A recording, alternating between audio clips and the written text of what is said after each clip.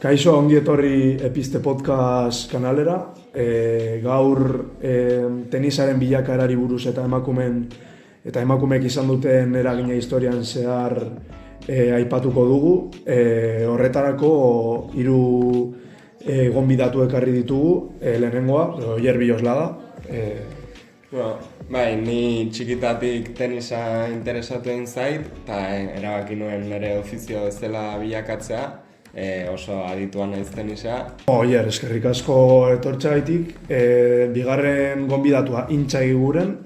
Intxa, saldu pixka non zaren? Ni teniseko entrenatzaile naiz, gaztetan jokanun tenisi, eta orain entrenatzaile bezala ibili naiz, 30 urte, eta nire ibilbideen teniseko jokalai ospetsu asko entrena diot.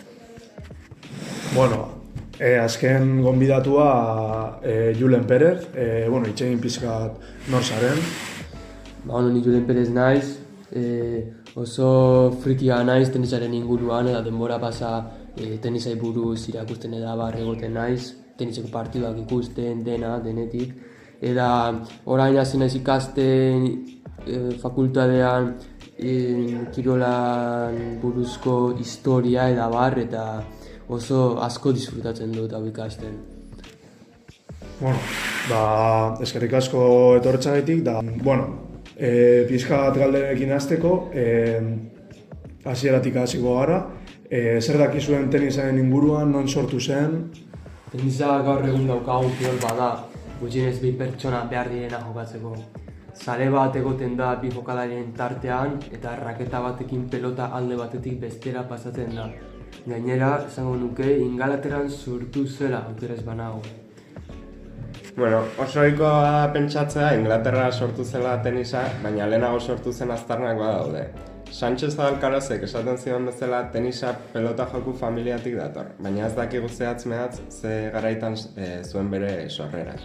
Salduinok esaten zuen, daukagun ilustraziorik zarrena antzinako Egipton aurkitu direla. Izan ere, duela gutxi Khnumhotep faraoiaren hilobian egindako indusketa arkeologikoetan aurkitu dira 2500 urte lehenago Kristoren erregedia izan zuena. Egurrezko eta papirozko paletak eta larruzko pilotak erabiltzen zituzten pertsonaiekiko hieroglifikoak. Tenisaren jatorri antzinakoentzat har daitezkenak. Horrez gain baita ere entzun dut beste ilustrazio bat dagoela, Kristo aurretik 2000 urtean Egipto, Beni Hassanen tumban. Baita ere, antzinako Mexiko, Grezia da Erroman bazeon pilota jokun inguruko zaletasun bat baita ere. Esan bezala, aztarna bat baino gehiago aurkitu dira. Oso interesgarria orain arte esandakoa, eta historiarekin pixka bat jarraitzeko. Esango zenuten gaur egungo tenisa antzinako tenisaren bezalagoak direla, hau da, erdiaroko tenisa gaur egun dugunaren berdina den? Gil Meister 2008an dioen moduan, erdiaroko tenisa 3 edo gehiagoko jokatzen hasiera batean. Alde bakoitzean pilota airean eta edo botearen ondoren esku aurrarekin jotzen zena. Erraketa 16. mende amaieran sortu zen, eta harrigarria bada ere, sarearen asmakuntza hasieran kantxa erdian lerro bat banatzen zuen, erraketa baino lehenagokoa izan zen. Puntuak lortzeko galeriako irekigunetara edo hormara jo behar zen, edo eiza bat irabazi. Tenis modernoan, puntua 2. botearen ondoren galdu egiten batzen ere, erdiaroko tenisean gelditu egin behar zen, eta ondoren gelditu egin zen lekuan markatzen zen, eta eiza deitu zitzaien horri. Esan beharra dago lehen orain izan duzun moduan, erdiaroan jendeak eskuarekin edo eskularruarekin jotzen zuela pilota, zarerik gabe eta patio kaotikoetan. Gaur egungo tenisa berriz, 19. mendean finkatu zen, zareekin, erraketekin eta arau modernakin. Antzekotasun orokorra dute, baina ez dira berdinak. Gaur egungo antzinako aldaera bezalakoa da, baina ez kopia. Garrantzitsua iruditzen zaizue eskuz jokatzatik erraketara biltzeko trantsizioa, hau da, jokabide bezala nola izan zen trantsizio hori? Garrantzitsua izan ere, Gil Meisterrek esaten dioenez 2003an, eskuaurrarekin jokatzeak lesioak eragiten zituen. Horregatik, jokalari batzuk eskularru bat erabiltzen hasi ziren, baita eskularru bikoitz bat edo beso osoa tapatzen zuen eskularru bat ere baikoa zen.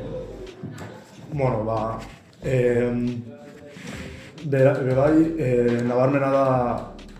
nabarmena izango da trantsizio hori, ez? Herriaroko tenisetik, tenis modernorako trantsizioa, nola izan zen trantsizio hori, zer ekarri zuen tenisaren historian? Heiner Gilmsterrek 1988an esan zuen bezala, tenis modernorako benetako lehen pausua Walter Clopton Winfieldek eman zuen Inglaterran 1874an. Lawn tenisa sortu zuenean, belar gaineko tenisa. Formatu berri honek Erdi Aroko jokaeraren arau tradizionalak simplifikatu egin zituen. Horma konplexuak kenduz eta sare bat, errak eta uniformeagoak, gomazko pilotak eta bar gaukituz. Wimbledoneko lehen txapelketa 1877an jokatu zen, tenis modernoaren antolakuntzaren hasiera markatuz. Ez da ahaztu behar joko hau bere garaian Paume deitua, 7. mendean jada ezaguna zen. Frantziako Luis Amargarrena erregea pilotazalea zen eta erregetzaren entretenimendu bihurtu zuen.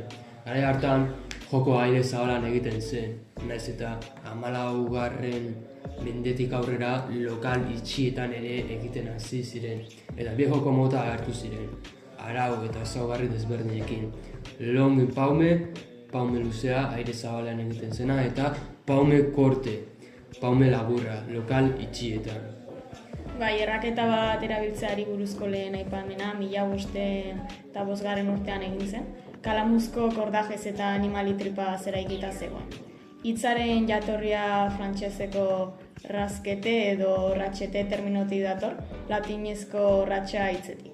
Hala eta guztiz ere parte hartzaile asko ez ziren konformatzen aldaketa horiekin, eskuarekin pilota jokoari leia eutxiz eta bi kirol horietatik alde batetik paume eta bestetik zaron jokoa gaur egun ere existitzen dela emanez. Paumeko jokalariek berriz inkesta luzeak egiten dituzte palaren erabilera orokortzera. Oier aipatu duen bezala oso interesgarria iruditzen zait, nola hasi ziren lehen txapelketak. Adibidez, lehen Wimbledoneko txapelketa inpaktu handiela izan zuela ziur nago, nola da torneoren sorkuntza edo nola atera ziren ideiak. Wimbledongo lehen txapelketa tenis modernoa kirol lehiakor gisa sortu zenuna izan zen. Handik aurrera Inglaterrako tenis elkartea finkatu zen, jokoaren arau unibertsalak ezarri zituena. Hamarkada gutxira Estatu Batuetara, Frantziara, Australiara eta beste kolonia Britaniar batzuetara hedatu zen. Hori izaten zuen Gilmster 1988. Bebai, podcast hau, dakizuen bezala, tenisaren historiaren bilakaera, baina bebai oso garrantzitsua da emakumeak kirol honetan izan zuten bilakaera.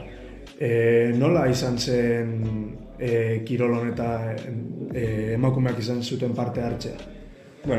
Sainudok 2013an esan zuen bezala, paume jokoa erre kirola bezala ezagutzen zen Frantzian antzinen. Eta garai hartatik aurrera emakumea presente egon da kirol honetan. Naiz eta beti gizonezkoen eskaera, baina garrantzi eta oihartzun asko txikiagoarekin. 1427ko dokumentu batek erakusten duen bezala, non aipatzen den 28 urteko Margot izeneko emakume bat iritsi zela Parisera, ainaultekoa eta paumearekin jolasten zuen inork ikusi izan zuen bezala. Eta esku aurrarekin zein einbidearekin tira egiten duela indar handiz. Behar bada, jokalaritzat Margot Lagendueberen izenez eta ere ezagutzen da, eta ezagutzaren duen lehen tenislaria dela esan dezakegu. Montañola 1986 dioen moduan, emakumezkoen tenisa 1979an hasi zen antolatzen, eta 1884an sartu zen Wimbledonen. Bikote mistoak 1913an iritsi ziren, Maureen Connolly izan zen 1953an Grand Slama irabazi zuen lehena, eta 1953an ofizialki onartu zen emakumeek ofizialki izan zuten paper hori. Lehen esan duzuen bezala, garai baten nesken lehiaketek ez zeukaten gizonezkoen interes mediatiko bera, ez? Baina era azkar batean murriztu zen diferentzia hori. Hau grabo baino lehen, pixka artikuluak irakurri ditut eta bar, da bereziki historia de la evaluación artikuluak, 20. mende amaieran hasi zirela lehen teniseko partidu mistoak, emakume eta gizonezkoen artean.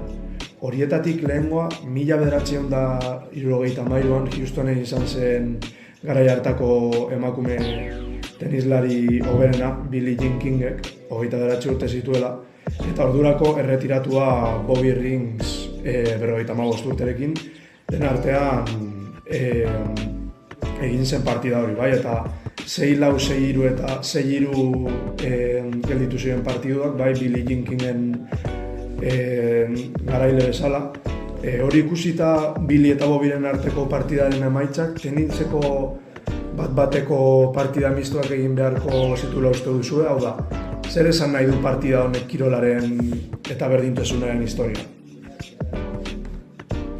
2023an Kingek dio partida honek inpaktu handia izan zuela tenisaren historian, batez ere emakumeentzat, eta Billie Jean King erreferente handi bat bilakatu zuen tenisaren munduarentzat. Horretaz aparte, genero berdintasunaren, gizarte paritasunaren eta justiziaren erreferentea handi bat bihurtu zen. Kingek partida horrekin gatazka mundu asko aurrera eman zituen. Bai, ez zen soilik kirol kontua, kulturalki ere sekulako astindura izan zuen. Billie Jean Kingek ez zuen pistaren barruan bakarrik irabazit, baizik eta pistatik kanpo ere. Emakumeen berdintasuna eta eskubideak lehen planoan jartzen zituen baita ere. Honekin bukatzeko, tenisaren historiarekin bukatzeko eta aipatu duzuen guztia laburtzeko, zuen ustez, etorkizunean tenisaren inguruan bilakaera berri bat izango da txapelketa eta modalitate ezberdinak sortuz, edo ez dauka zertan aldatu beharrik daukan interesta bermatzeko. Adibidez, futbolari aurre egiteko mundu gehien ikusten den kirola bezala, edo nola ikusten duzu? Nik esango nuke tenisa ez dela aldatu behar, baina ondo dagoela, gaur egun dagoen bezala. Ze iruditzen zai, bai, ospe eta arrakasta handiakela, bai, folan, pare dagoela esango nuke. Bai, nik ikusteet ikuspuntuari, baina nik usteet oraindik tenisari pixkat aurrera egin behar duela. Izan ere, oraindik adibidez futbola gainetik dagoela usteet, saskibaloia ere gainetik egon daiteke, baina usteet tenisak potentzial hori daukala pausu bat aurrera emateko. Eta hain ikusi behar da, figura hundien erretiradekin, nola egin behar duten pauso aurrera hori. Bai, arrazoi osoa, tenisa nire ustez izan bergo zuke esan alde bezala deporte rei berria, zeren eta nik potentzial asko ikuste jot, bai, emakumeen eta gizonen arteko alderdi hori oso berdina dela da bar, joango gara ikuste nola egiten duen aurrera denbora pasa egian. Hau izan da gure podcasta, bai, eskerrik asko zuei etortxagaitik eta entzuten ari zaretenak bai, eskerrik asko. Gogoratu bihar, beste podcast bat dekogula arratsaldeko 8:00 hemen, Episte Podcast kanalean. Beraz, espero dugu zuen gustokoa izatea, informazioa jasotzea eta hurrengora arte. Eskerrik asko.